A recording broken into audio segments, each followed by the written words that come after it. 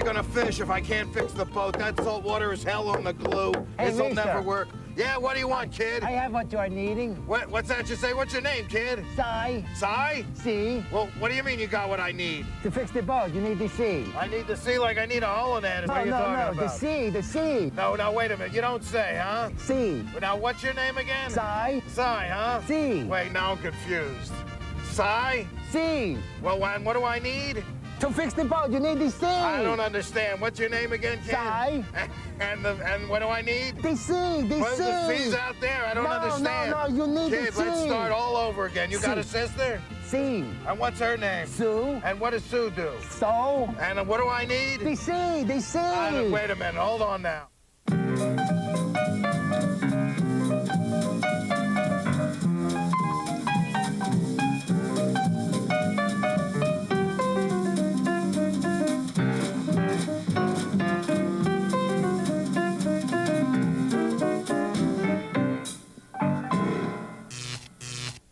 Yeah, I know. Hey, I'm Joe Lorario. He's Ed Feldman. You're watching Furniture to Go. Hey, yeah, I'm still stuck in How-To TV. Yeah, so what, Ma? It pays the bills. Where are we now? 4th Street, Bainbridge, famous delicatessen. Ma? Ma? Again. With the static. Not only that, when I press this, it's supposed to dispense malt liquor. That's out of order, too. Look on the bright side. How'd you like to carry one of those big phones in your back pocket all the time? That's big. I wonder how old they are. I have no idea. I know. Oh, you do? Yes.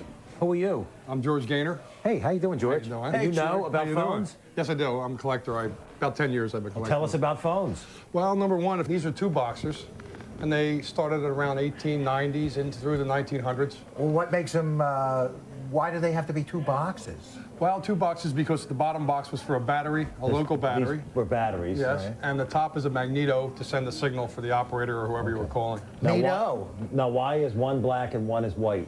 Well, the standard transmitter had a bakelite there. Early plastic, This is yeah. this is Bakelite. Right, and the other is a porcelain, and that was used more for sanitation reasons. Because they were afraid of TB. TB and other diseases communicable. So you can take the porcelain off and clean it. Yes, very well, or boil it or whatever. All right, Put it all back right. on. Makes sense. Now, there's a strange mouthpiece. Yeah, what the heck is that up there? That's a hushaphone. A hushaphone. Hushaphone. Yes. Wow. What does that do? Does that feel like a harmonica fit in there or something? Not quite. It's actually for the rest of the office hearing you. They don't want you to hear. Oh, so you put your kind of- mouth in that little Very opening? close. And then you talk. And then you got every disease. Yes, possible yes. from the Because whole office. they couldn't make that porcelain, right? That's right. And they went from one extreme to the other, actually. Now, down next to that, I think we've got an early payphone. Yes. Capitalism rears its ugly head. Let's see now, $5 cents, 10 cents, and 25 cents. Wow.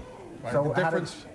The reason for that is the sound of the coin would ring a bell in a different way, and the operator would know if you deposited the correct coinage. I used to carry a little tape recorder that made only quarter sounds. And all the cases are made out of oak. Yes. Is Oh, that yeah. because That oak we is know. durable? Because oak is durable, Mostly correct? durability, yeah, it would last a long time. Huh. And plentiful. Now, over on the top, we have those early, I call them Elliot Ness phones. Untouchables. What do you call them? Candlesticks. Candlesticks. Yes. Ah. Now, the manual, that was just before dial. You would pick it up and ask for the operator, and they would assist. And then, of course, dial came in so you could actually get the exchange you were calling by dial. And now, down on these box phones, they always had a crank. Why did you have a crank? So you can make crank calls. Not quite. It's actually the magneto that would send the signal to ring the bell at the other location. Oh, well, these are pretty interesting. Wait a minute. I got a call coming in on mine. What? What? They need us on the set. Apparently, we have to do something on the order of fixed furniture. Oh, what a funny thing, too, because we're doing a phone stand today. So that means we can't have the whitefish salad. Let's go. Well, maybe we can get it to go. George, thanks a lot. Thanks a lot, We'll George. see you soon. Enjoy that corned beef. Thank you very much. Oh, it's the Olympic tradition continues today. And remember, we saw all those phones? Well, this is a little phone seat. And this is a little plant stand that may just sit next to that little phone seat. And if you could see the top of this, look, it's got a little shelf. All the nails are falling. That's where the phone sits. And underneath, a very thin phone book. And fit on the You know, next shelf. I have a feeling it's going to be very dusty over here in a little bit. So why don't you get the... I'm going to take my stand over here. Bird and is the word, friends. Bird is the word. Bird is not dead. So now, my favorite part, taking out many, many tacks. And I've got lots of tacks to take out. This one comes out. You might say that's very taxing. I'm going to hurt you.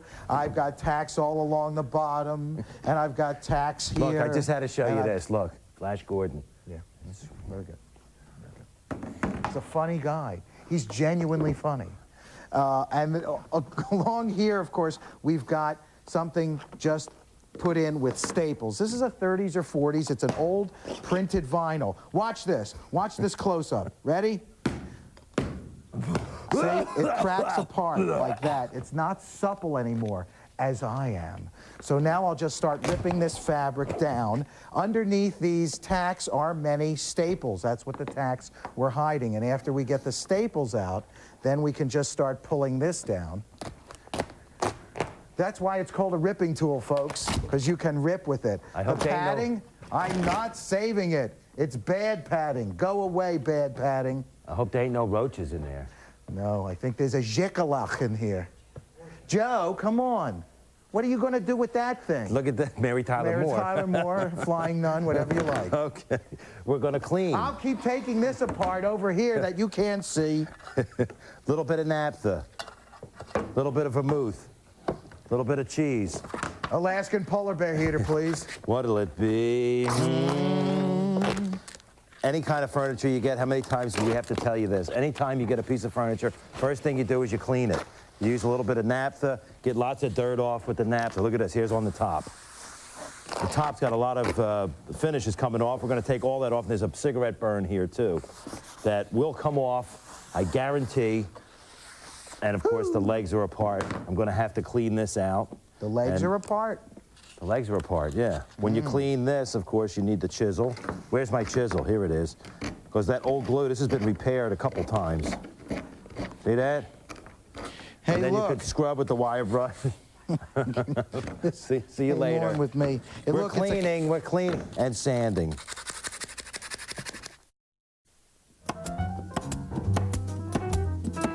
Lots of steps, not much time. Luckily, I've had 3 espresso colonics this morning alone. We took off the inside, and what did we find? Well, everybody knows that. Horsehair. We're not going to use anymore.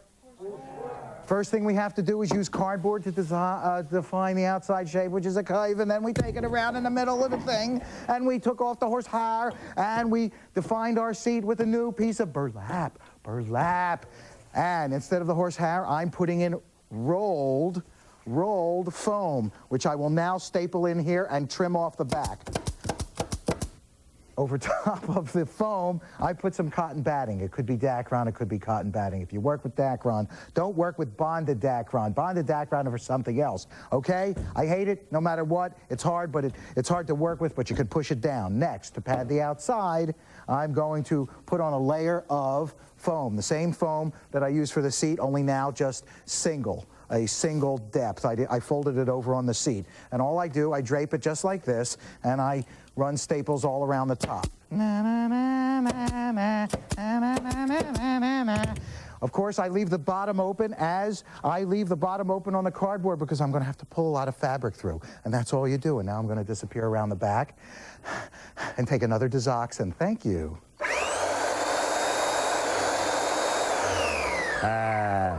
Whoa! Horsehair! Horsehair!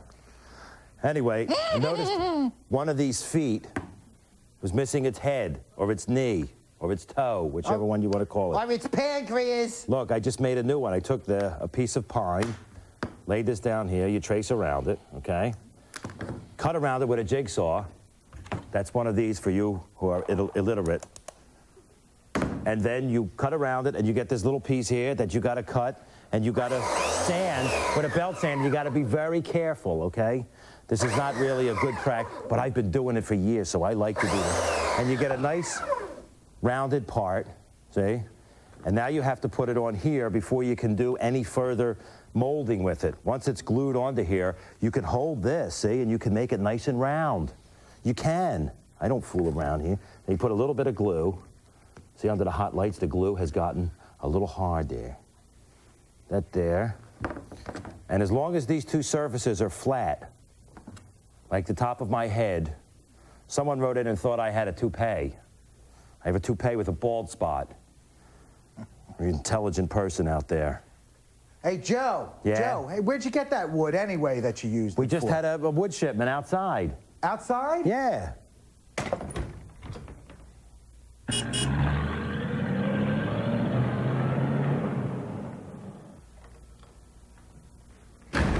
Now we leave this dry over here. And over here, now you got the other part. What is this?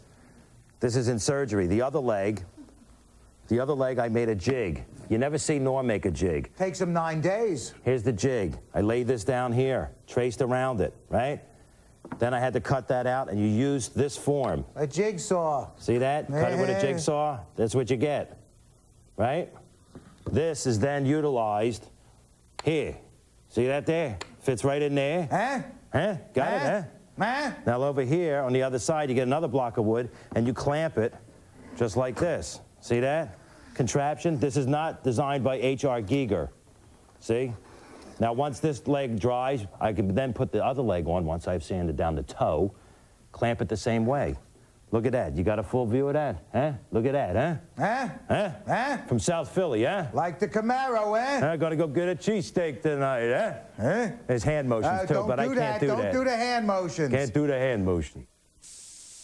We have forgotten to take care of the legs. Now, ordinarily, you would do any wood repair or painting to the legs before you did any padding, but it's okay. It's not really important. It is important to do this before the upholstery goes on because I'm spraying paint. So the first thing you do is you sand your legs. Sand it lightly.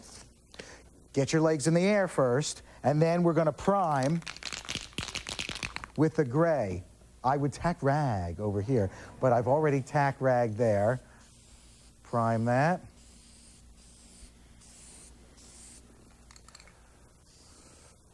Always use a respirator or hold your breath.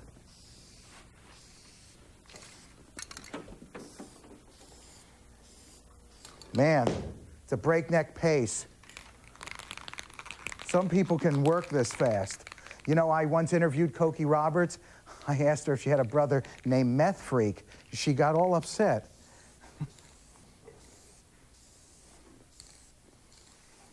It's flat black, so as to show off the fabulous upholstery, which you have not seen as yet. It'll be a surprise to all. Through the haze, I say goodbye. Hi, it's Mike Tyson. Mike Tyson French Polishing. You know, when you play with steel wool, look, it looks just like Don King. Okay, we got to get the surface really smooth, right? So what I did was, after I cleaned all the old finish off, I sanded it down lightly, put some water on there, let the grain raise, sanded it with some 400 paper. I put a spit coat of shellac on it, and then I sanded that down. I put a second coat of spit coat on there, and you sand this, see? Sand in here. The idea is to get the surface perfectly smooth before you start the French polishing. I'm going to do the inside. I don't want to cross the grain into here because this grain is running this way. See that there? Turn the sandpaper around. Look, he's got a big piece of sandpaper this time. No one was around to cut it for me. Good. Now you do this. And then after that, you take the steel wool, Don King, and you buff. And you can really feel how smooth it is. Now when you go around this with your shellac pad for French polishing, it'll just glide right over it.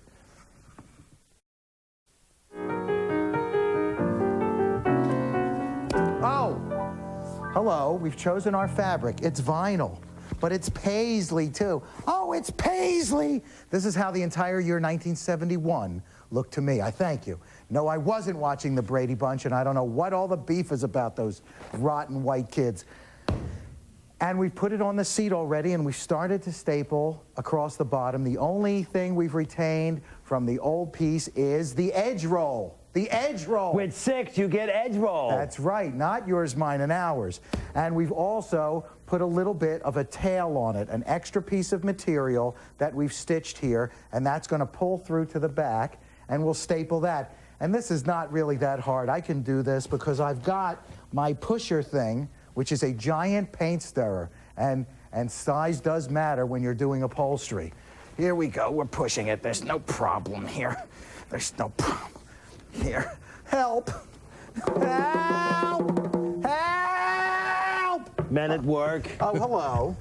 Come on. Wait, I'm going to lift up this flap here so I can pull this outside. You're lifting your flap? I'm lifting my flap to reveal the inner me. I saw them do this to a skull once. Thank goodness. Rip the flesh infant off. vinyl surgery. Rip the flesh off, pull the head right back. Yeah, right, but we can't say Pouton.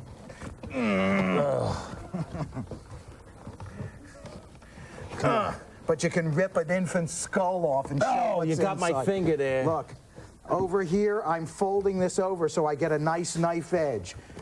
Here, That looks good now. This is going to be another piece of fabric. Not a problem.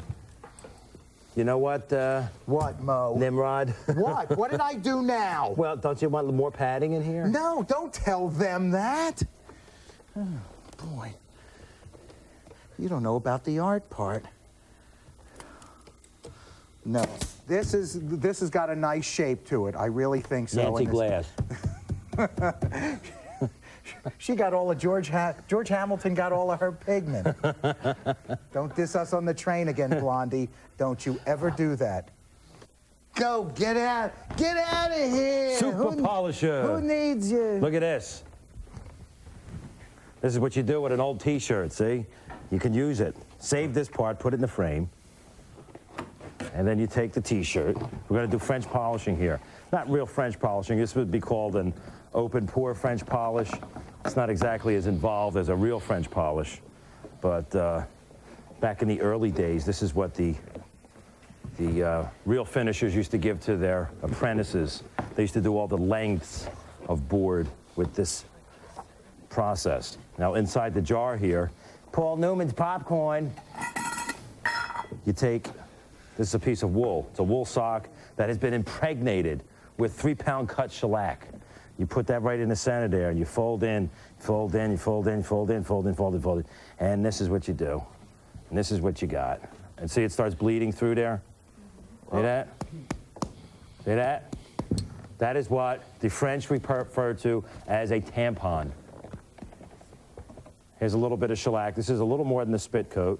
What did he call it? Apply some of that on there. Now, on the table here, I applied a second coat of the same shellac with a brush, let it dry, and I sanded it down with some 400 paper, and then I buffed it with steel wool, so it's really very smooth. And now, with the figure 8 motion, whoa, that's what we do. Now, you always got to go on, land on the surface and take off of the surface. You never leave the rubber there right on the table, because it will eat through the finish. Okay? And you're doing figure 8s, and you can do wows and things, and you keep applying coats like this, and after a while, it gets a beautiful shine. We'll probably just throw on some real thick epoxy for the aftershot, and it'll look real nice. Inside back is next. We put down our cotton batting, tacked it in along the top, and now I'll start working my inside back that's pre-cut, but I've got little flaps to make, like this one that comes down to cover the top of the leg, and then I've made a release cut, and now I'll start forcing it through there and pulling it tight.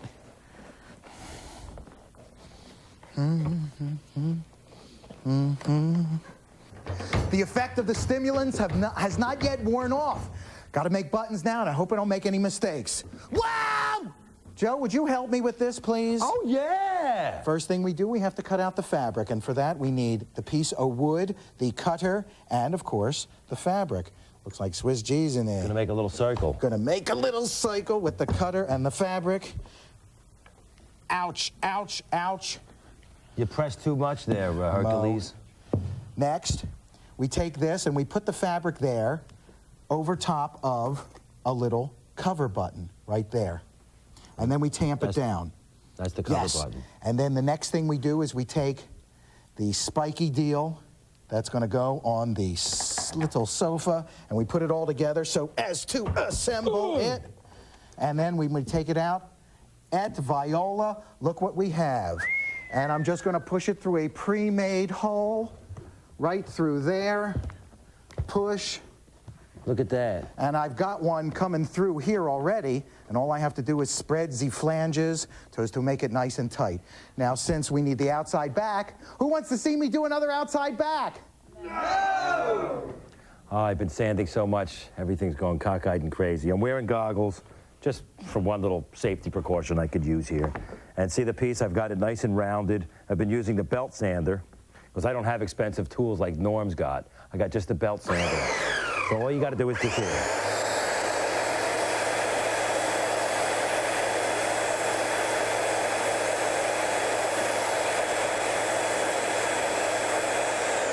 And you kind of got to feel it, you know? Feel your way around there. And then you would sand it with some other sandpaper. I think that looks pretty good. What do you think? You think it looks pretty good? There's such an enthusiastic crew here. We'll need those for this. And you got some glue sticking out there. Of course, you'd have to sand this up higher and higher grits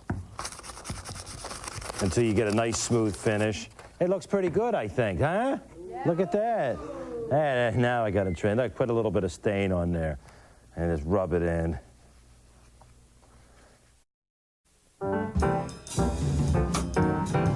Oh, so nice of you to swoop in. I'm just finishing our telephone stand with the fabulous reticulated faux tack stripping tack. That is to say, it looks like a row of upholstery tacks, but really, only every third one is banged in with the hole in the top of the decorative tack. So much easier. And to finish off the bottom, I've just broken a piece off of 3 to finish that off. And you know what? It was a bear! I hated doing it! Oh, that was such a hard show. Oh, it was such pulling and tugging. It took so much out of me. But it looks a lot better than it did. Let's take a look at the before, a combo before. And the after. Look how dramatic. Oh, the telephone table and the telephone looks like chair. a paramecium. A paramecium. See, that's 2 items. Yes, I know. I know. So, well, look, until next time anyway. I'm Joe Lorario. And I'm Ed Feldman. Be nice to your furniture. Bye. Coming up next, Bob Vila's home again. Join Mr. Fix-It himself for 2 back-to-back shows, adding contemporary convenience to antique homes, maintaining the class and charm. Stay with us here on TLC.